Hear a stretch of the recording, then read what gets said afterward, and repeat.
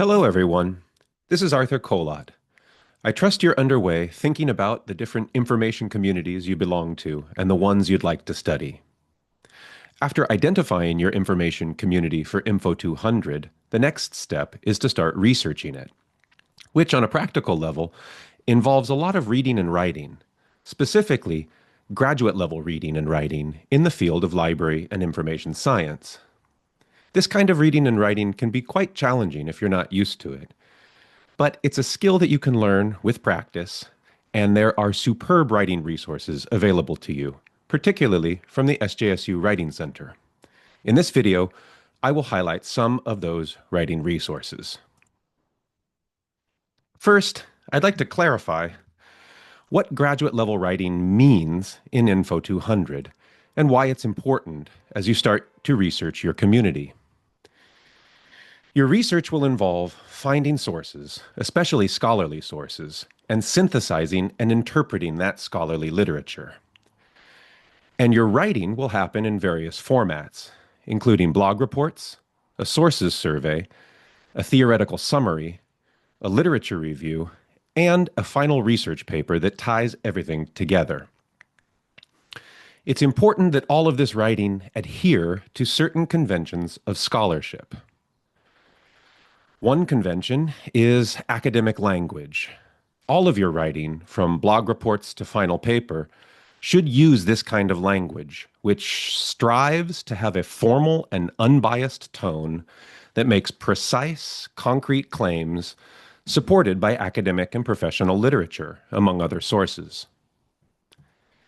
Another convention of scholarly writing is formatting your paper and citing your sources according to a particular style guide. For Info 200, that means using the current edition of the American Psychological Association's Publication Manual, or APA in this case. I'd also like to point out that the assignments themselves focus on certain conventions of scholarly writing. For example, the theoretical summary assignment and the literature review assignment. With the theory assignment, you seek to understand the theoretical underpinnings of your discipline and to frame your own research theoretically. And with the literature review, you practice synthesizing relevant literature in order for your writing to be well informed on your topic, which is a hallmark of academic writing. As you can see from the assignment structure, Info 200 is one big research and writing project, where all of the assignments are building toward the final paper. So it's meant to be a learning experience as you progress through the course, and you can conceptualize all of the work you do as potentially contributing to this final research paper. By researching, reading, and writing, you establish your scholarly voice, and that voice becomes part of a scholarly conversation, which guides the discipline and the profession. So that's the big idea behind this kind of reading and writing. You can find writing resources in Module 2 and Module 0 on the Info 200 course page in Canvas. And I'd like to highlight 4 of these resources in particular. First are the assignment examples. This page gives you access to the coursework for 4 recent Info 200 students, and you can see all of their written assignments for the course. You can use these examples to gauge your own writing for any particular assignment, and you can also see how previous students have developed their writing from assignment to assignment. You might notice how the focus of a blog report turns into a section of the final paper, for example. Next, I would like to highlight the Graduate Writing Subject Guide for Library and Information Science, which Dr. Michael Stevens has written for the Writing Center.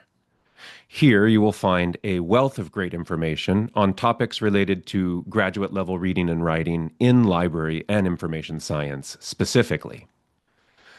On several of these pages, there are short videos which provide a great orientation to different aspects of writing in our discipline. I definitely recommend spending some time familiarizing yourself with this guide. In Module 2 of the Info 200 course page, there is a page called Graduate Level Writing, which links to a handful of Writing Center resources, including various toolboxes and the Writing Center's YouTube channel. One of the toolboxes you see here is the Grad Writer Toolbox, which has subsections on different aspects of graduate writing, such as research papers and writing advice. Here you can see the research paper tab of the Grad Writer Toolbox, whose menu shows different resources arranged according to the sections of a research paper. In the writing advice section of the Grad Writer Toolbox, you can find different kinds of resources, such as handouts and videos. One example you can see here is a video about muscle verbs for good writing. The academic language section of the grammar toolbox is likewise broken into its own subsections with relevant resources. And you can see that there is some overlap. For example, under word choice, you see a link to that same video about muscle verbs that we saw on the writing advice page.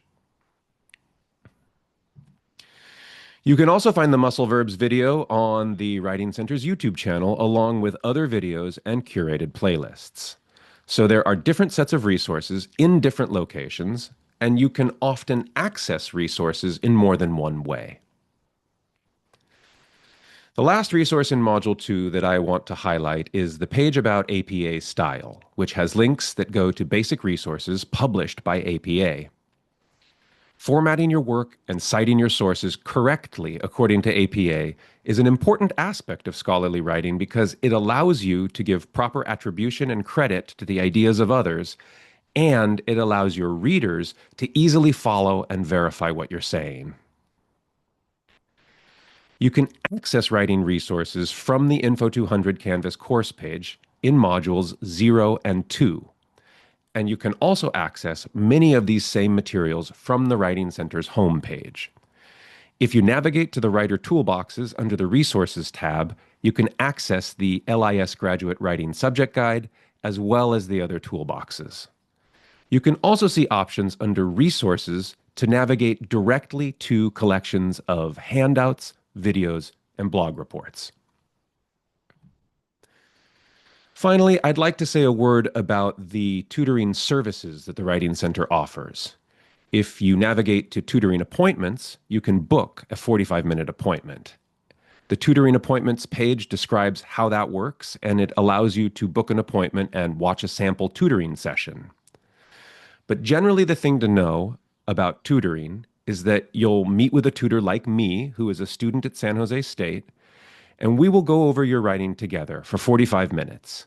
You can bring in any kind of writing. It can be for a class, but it doesn't have to be. And it can be in any stage of development. So if you don't have any writing done, that's okay. We can talk about brainstorming and outlining. And likewise, if you have everything done, we can talk about polishing and revising and formatting citations. Logistically, in a virtual appointment, you'll share your screen and we'll read the text together out loud, focusing on whatever aspect you'd like. One thing we know is that everyone's writing benefits from another set of eyes. That's the big idea behind peer review. So please feel free to book an appointment with a writing tutor, and you can book appointments throughout the semester as needed. That's all for now. Thank you very much for listening, and good luck with your research and writing.